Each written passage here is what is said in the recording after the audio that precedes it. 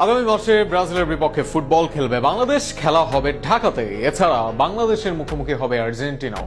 আগামী 5 তারিখ প্রথমে ব্রাজিলের মুখোমুখি হবে বাংলাদেশ, এরপর 8 তারিখ আর্জেন্টিনা হবে প্রতিপক্ষ। শেষ ম্যাচে মুখোমুখি হবে আর্জেন্টিনা ও ব্রাজিল।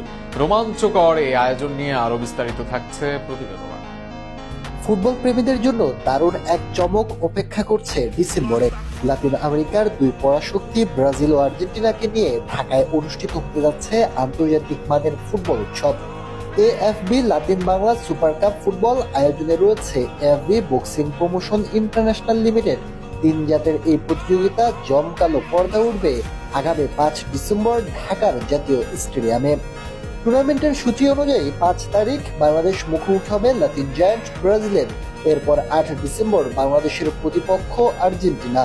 আর সবশেষ 11 ডিসেম্বর মাঠ কাঁপাতে একে অপরের বিপক্ষে নামবে ফুটবল ইতিহাসের সবচেয়ে হাই ভোল্টেজ দ্বৈরথ ব্রাজিল ও আর্জেন্টিনা।